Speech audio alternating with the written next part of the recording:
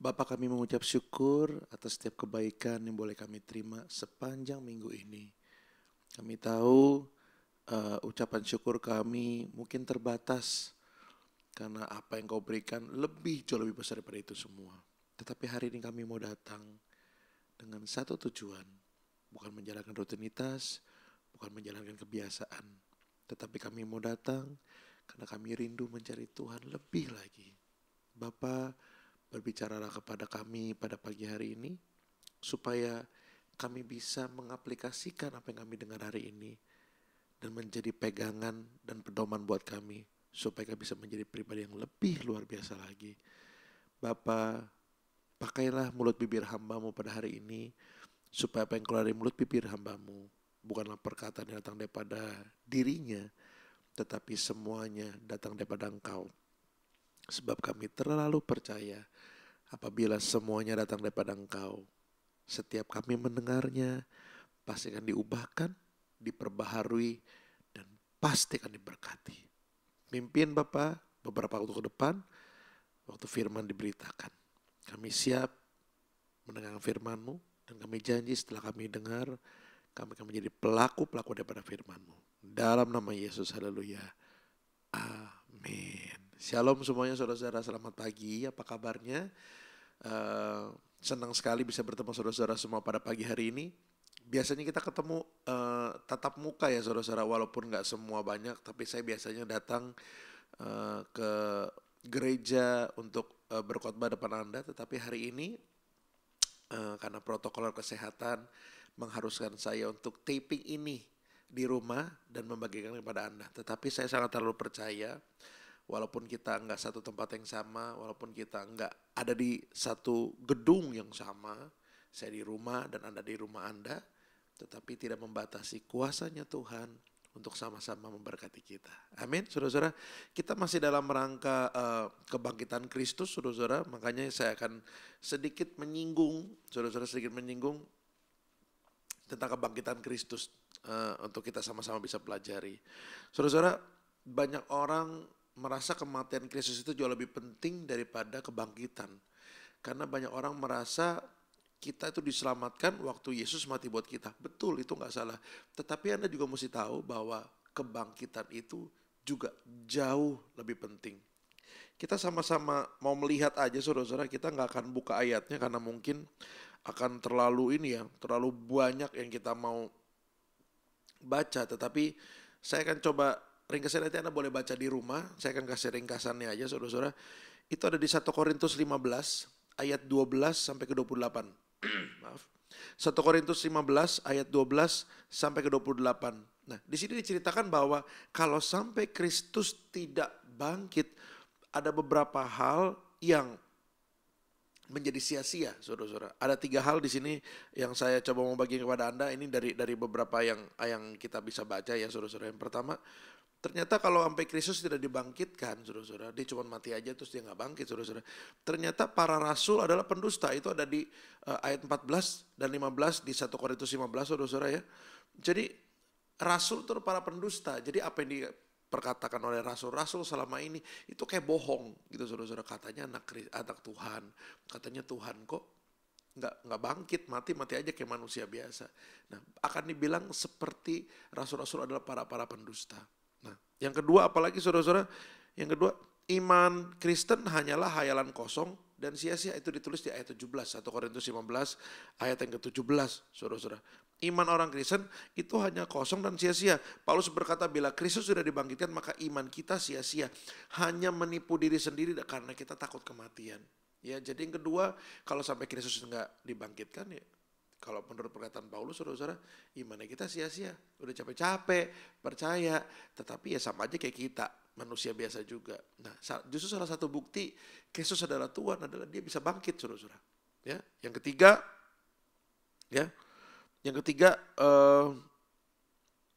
buat kita semua bisa belajar bahwa apapun yang terjadi waktu Yesus mati dan dia bangkit, itu banyak orang melihat bahwa Yesus betul-betul Tuhan, saudara-saudara.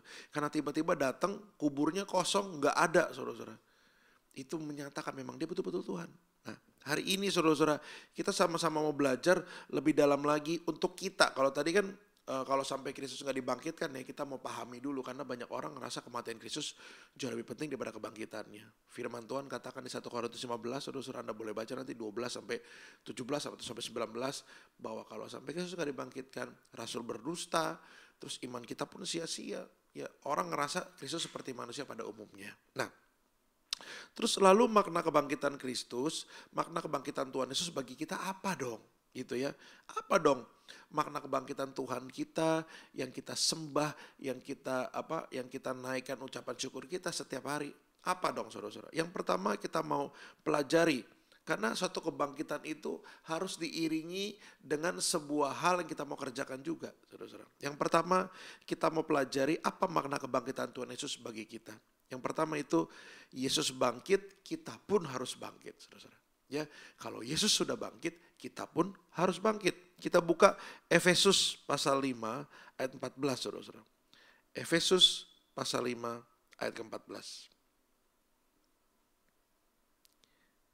Efesus pasal 5 ayat ke-14.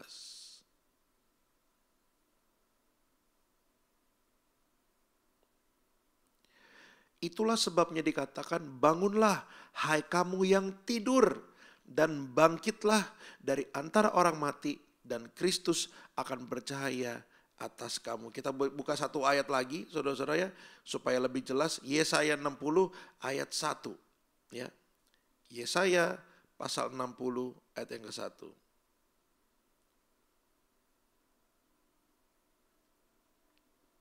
Bangkitlah, menjadi teranglah, sebab terangmu datang dan kemuliaan Tuhan terbit atasmu. Saudara-saudara, bangkit itu artinya bangun, ya, siuman, sadar. Karena banyak akhir-akhir ini saudara-saudara, apalagi terjadinya pandemi ini, banyak orang-orang Kristen atau anak-anak Tuhan yang tidur rohaninya, saudara-saudara. Tidur rohaninya, kenapa?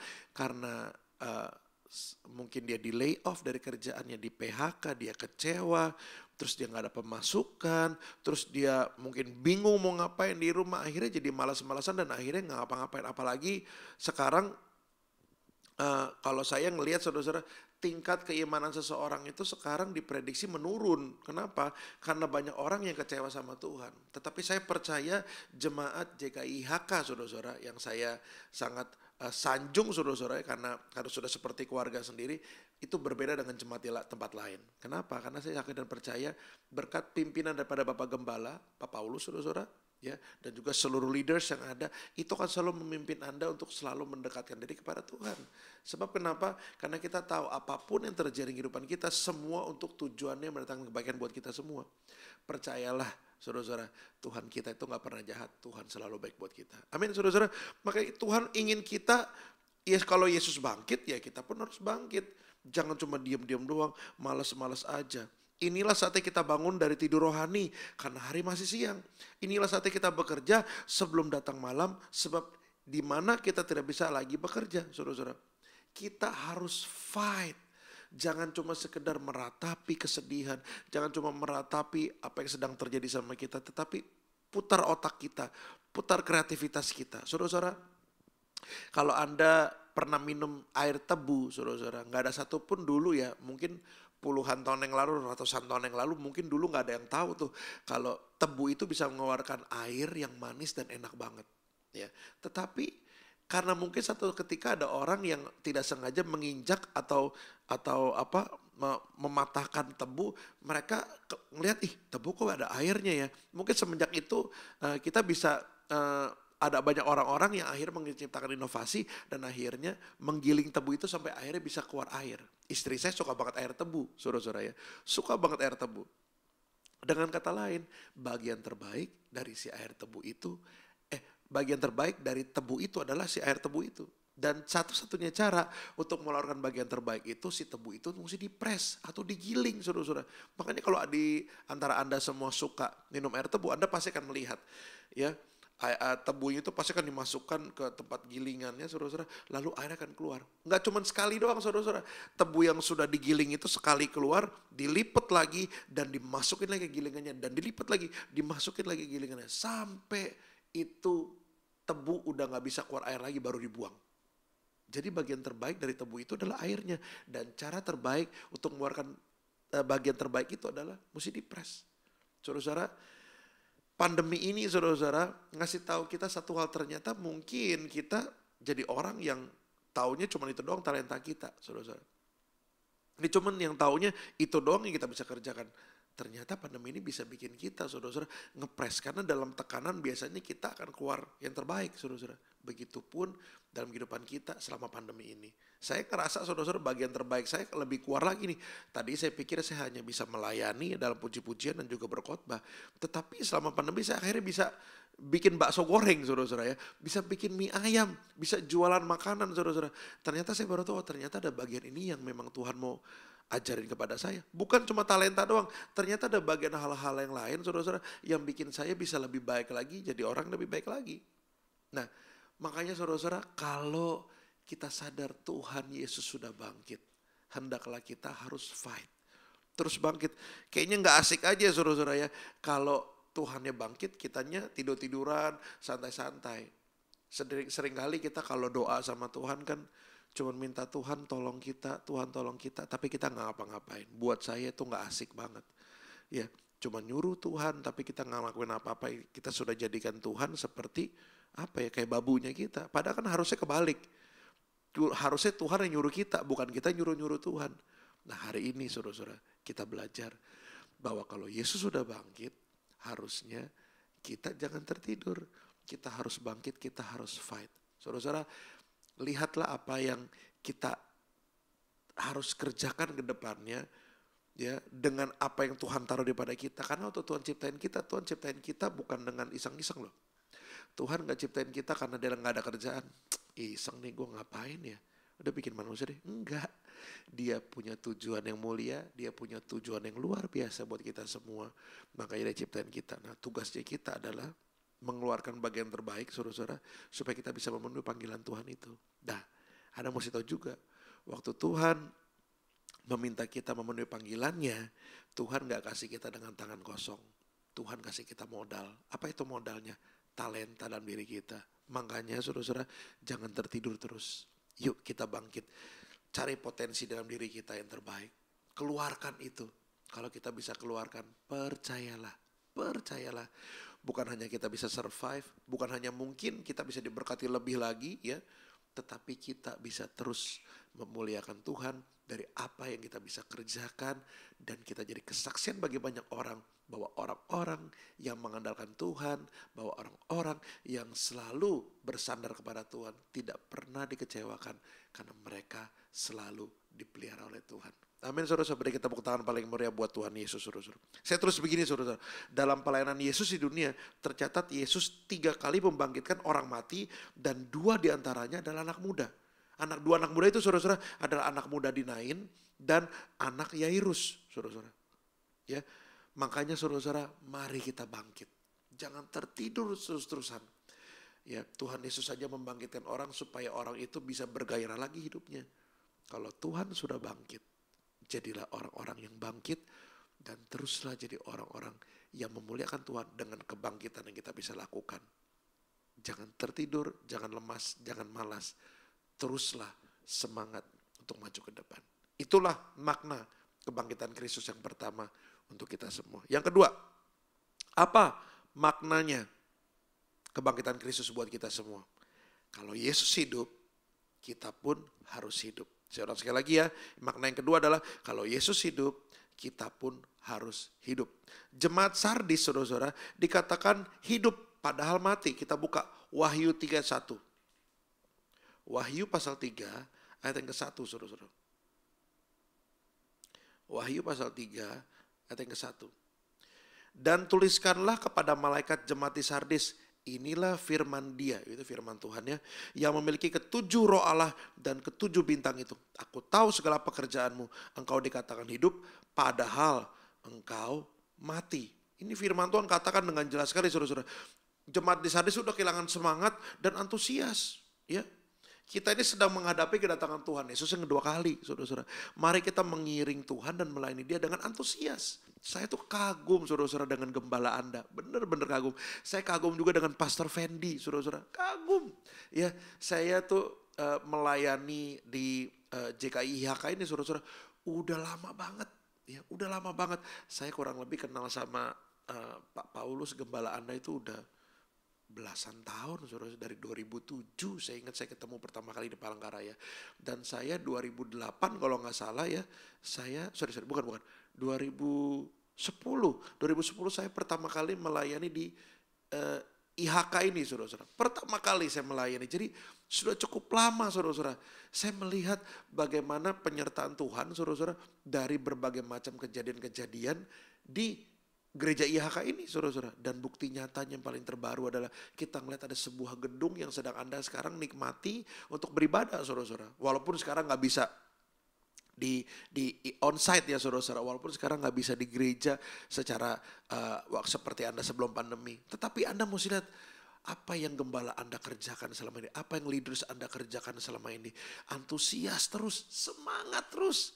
Ini bukti, saudara-saudara, bahwa mereka semua para gembala dan leaders, saudara-saudara, itu menghidupi Yesus kehidupan mereka. Karena kalau mereka percaya Yesus hidup, mereka pun akan terus hidup. Mereka nggak lemes, nggak kehilangan semangat, mereka terus antusias. Saudara-saudara, kedatangan Tuhan itu sudah dekat. Kalau kitanya malas-malesan, kalau kitanya lemes-lemesan, bagaimana kita bisa mencerminkan Yesus dalam dunia ini? Kan setelah Yesus mati dan naik ke surga, saudara-saudara, sekarang yang harus jadi Yesus dalam tanda kutip ya, Yesus dalam dunia adalah kita. Saya dan Anda semua. Kalau kitanya lemes, kalau kita dikit-dikit baper, kalau kita dikit-dikit stres, kalau kita dikit-dikit sedih begitu dan kita kehilangan antusias dan semangat, bagaimana mungkin firman bisa dinyatakan dalam kehidupan kita? Bagaimana mungkin jiwa-jiwa bisa dikirimkan kepada kita atau gereja IHK ini, saudara-saudara? Makanya yuk, kita harus semangat. Kalau Yesus hidup, kita pun harus hidup. Saudara-saudara, ada beberapa kejadian di Alkitab juga, saudara-saudara. Coba saya ambil salah satu ya, saudara-saudara. Saya ambil salah satunya. Yakub itu sejak ditinggal Yusuf, saudara-saudara, dia kehilangan semangat hidup. Karena Yusuf itu adalah anak yang dikasihinya, saudara-saudara ya. Makanya ini yang bikin iri antara Yusuf dan juga saudara-saudaranya, saudara. Karena Yusuf tuh sangat disayang banget ya. Dia kayak bingung banget mesti ngapa-ngapain karena kehilangan semangat. Nah, jangan sampai kita jadi seperti yang kayak begitu, saudara-saudara. Kita mau fight terus karena kita tahu, saudara-saudara, Papa kita tidak pernah meninggalkan kita. Kalau dia hidup, kita pun harus hidup. Dan jangan lupa, kita hidup itu pun ada backingannya, saudara-saudara. Ya, saya pernah konser di satu kota, saudara-saudara. Waktu saya konser, flightnya itu telat, saudara-saudara. Jadi pesawatnya delay. Terus saya tiba di kota itu tuh bener-bener mepet banget sama waktu konsernya. Anda tahu, saudara-saudara, apa yang dikasih kepada kami, saudara-saudara? Kita dikasih for rider, saudara-saudara. Ya, polisi tuh yang betul-betul bisa mengawal kita, saudara-saudara. Jadi kita mau jalan yang di paling pinggir, kalau di tol, saudara-saudara, kita nggak salah. Kita akan terus lewat situ karena ada polisi yang menuntun kita ke depan. Kurang lebih kita punya backingan seperti itu, saudara-saudara. Jadi jangan kehilangan antusias, jangan lemah, jangan kurang semangat. Kita punya backingan. Biasanya orang-orang kalau punya backingan tuh rasanya pede, ya, rasanya tuh kuat, nggak gampang takut, nggak lemah, saudara-saudara, karena tahu kalau dia berjalan dia nggak sendirian, ada kanan kirinya, ada bantuin dia, kayak bodyguard gitulah, saudara-saudara. Tetapi kita nih punya backingan yang lebih luar biasa, saudara-saudara, ya, bukan manusia biasa, bukan sekedar pribadi yang biasa-biasa. Dia adalah Tuhan yang mati buat kita dan bangkit naik ke surga. Itu backingan kita, pribadi yang luar biasa. Maka mulai hari ini, saudara-saudara, kalau Kristus sudah bangkit buat kita dan Yesus hidup, kita juga harus hidup. Jangan tertidur. Anda baca tadi kitab Wahyu pasal 3 ayat 1 kan, saudara-saudara, kelihatan hidup tapi mati. Ini yang saya rasakan waktu papa saya dulu, saudara-saudara, tahun 98. Orangnya ada, saudara-saudara, orangnya ada, tetapi nggak berfungsi. Nah, buat anak, bapaknya ada secara fisik, tapi fungsinya nggak ada, kayak orang mati udah. Makanya jangan sampai kita itu hidup tetapi kayak nggak ada fungsinya. Ya udah, buat banyakan orang, buat istri kita, anak kita, keluarga kita, atau bahkan teman-teman kita dan yang lain, ya kita nggak ada fungsi, kita udah mati. Kalau Kristus mati dan bangkit, kita harus bangkit. Kalau Yesus hidup, kita harus hidup. Supaya apa, saudara-saudara? Supaya kita bisa menjadi Yesus dalam dunia dan memberitakan kabar baik itu dan terus antusias dan semangat. Belajar dari gembala Anda, belajar dari leaders Anda, saudara-saudara. Kalau mereka tetap semangat, saya percaya harusnya itu reflect kepada Anda, ada dampaknya kepada Anda. Karena leaders itu, karena jemaat itu dilihat dari leadernya. Kalau leadernya antusias dan semangat, percayalah jemaatnya berang semangat. Yang terakhir, saudara-saudara, ya, apa makna kematian Yesus buat kita semua? Ya, Yesus mati terus bangkit. Terus maknanya buat kita apa? Kalau tadi yang pertama, saudara-saudara, maknanya Yesus bangkit, kita harus bangkit. Ya dong, jangan tidur rohani, lemes-lemesan aja, sedih terus-terusan. Jangan, bangkit. Karena Kristus sudah bangkit, maka kita harus bangkit. Yang kedua, kalau Yesus hidup, kita pun harus hidup. Jangan kayak Yakub, saudara-saudara, yang waktu dia tahu kehilangan Yusuf, dia bingung, dia stres, dia kayak kehilangan gaya hidup. Kita harus hidup kembali. Amin. Yang ketiga, saudara-saudara, yang terakhir, makna kebangkitan Kristus adalah Yesus menang, kita pun menang. Kenapa dibilang Yesus menang? Karena Yesus sudah mengalahkan maut, saudara-saudara. Ya, kita buka ayatnya, Wahyu pasal 5 ayat 5. Wahyu pasal 5 ayat 5. Lalu berkatalah seorang dari tua-tua itu kepadaku, jangan engkau menangis. Sesungguhnya singa dari suku Yehuda, yaitu tunas Daud, telah menang. Sehingga ia dapat membuka gulungan kitab itu dan membuka ketujuh materainya. Saudara-saudara, Yesus itu diumpamakan sebagai singa Yehuda, saudara-saudara, yang telah menang. Surat kepada 7 jemaat di kitab Wahyu memberitahu bahwa Tuhan selalu mencari pemenang. Di sini kita bisa melihat bahwa dalam setiap keadaan selalu ada kesulitan, udah pasti. Itulah ciri-ciri kita sebagai manusia hidup, saudara-saudara. Ya, selalu ada kesulitan, tetapi kita nggak perlu takut. Karena Tuhan ada di pihak kita dan kita itu diciptakan itu sebagai pemenang. Bahkan firman Tuhan katakan lebih daripada pemenang. Bukan menang dong loh saudara-saudara, lebih daripada pemenang. Pemenang itu harus kayak gimana sih saudara-saudara? Pemenang itu beda sama orang yang kalah saudara-saudara. Kalau Anda pernah ngelihat orang-orang yang berolahraga, main bola, main bulu tangkis, tenis, apapun itu ya. Kalau mereka menang, bahasa tubuhnya beda. Wajahnya beda. Ya, jadi kalau Anda sadar Anda adalah pribadi yang menang atau bahkan lebih daripada pemenang, saudara-saudara, we have to act like winner. Jangan kita dikit-dikit sedih, jangan kita dikit-dikit lemes, jangan kita dikit-dikit mewek, baper seperti itu. No. Kalau Yesus menang, kita pun menang. Kenapa? Dia mengalahkan maut. Tujuannya buat siapa? Buat kita juga, saudara-saudara. Dia mati supaya kita tidak mati. Dia hidup supaya kita hidup juga, saudara-saudara. Dan sekarang dia menang supaya kita pun untuk menang. Jangan jadi orang yang seperti orang yang kalah, saudara-saudara. Saya selalu bicara ini, saudara-saudara. Kita itu pada dasarnya memang pribadi yang udah jadi pemenang, saudara-saudara. Laki-laki itu setelah diberkati pernikahan, mereka boleh melakukan hubungan seks. Ya dong? Dan waktu mereka melakukan hubungan seks itu, saudara-saudara, ada sperma yang dikeluarkan dari pihak laki-laki. Itu namanya sel embrio yang kecil-kecil, saudara-saudara ya. Nah, dari awal aja tuh saudara-saudara, itu sudah dikeluar yang namanya sperma itu, setiap sperma itu keluar 120 juta atau 120 sel embrio. Embrio itu yang kayak kecebong itu, saudara-saudara. Nah, biasanya ada 3 cc, berarti kali 3 ada 360 juta atau 360 sel embrio, saya lupa, saudara-saudara. Anda nanti boleh tanya ke dokter atau cek di Google, ya. Dan waktu si sel sperma itu disemburkan menuju ke rahim, saudara-saudara, si sel embrio itu semua berlari-lari menuju ke sel telur, saudara-saudara. Ya, menuju ke sel telur. Mereka berlomba-lomba dan 1 dari 360 yang ada itu, saudara-saudara, atau 360 juta itu masuk ke dalam sel telur dan dibuahi, yang lainnya mati. Berarti memang kita dari awal tuh sudah bertanding, saudara-saudara. Dan akhirnya jadi saya dan saudara-saudara. Makanya saudara-saudara, kalau Anda sadar Yesus sudah menang, kita pun harus menang. Jangan sedih lagi, jangan ngerasa kalah lagi. Act like a winner. Busungkan badanmu, tegakkan badanmu, kasih lihat muka kemenangan. Jangan pernah kasih lihat muka sedihmu, karena Tuhan telah menang dan kita pun sudah dinyatakan menang. So, hari ini kita sudah belajar, saudara-saudara, kematian Kristus penting, kebangkitannya pun penting. Karena kalau dia nggak bangkit, saudara-saudara, para rasul kayak berbohong dan iman-iman kita, kayaknya sia-sia aja kepercayaan kita. Dan apa maknanya buat kita? Yesus itu sudah bangkit, kita pun harus bangkit. Itu tadi kitab Efesus pasal 5:14.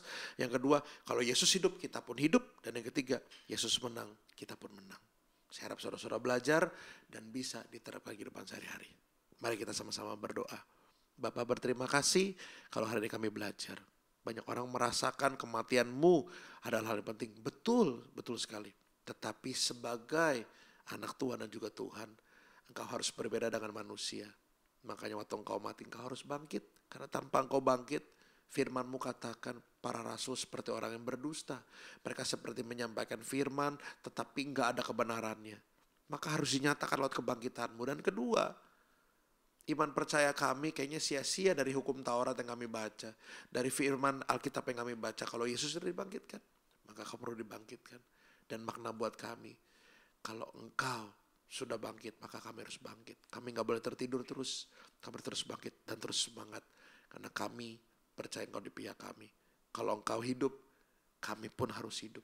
Kami gak mau jadi orang yang letoy dan gak punya semangat.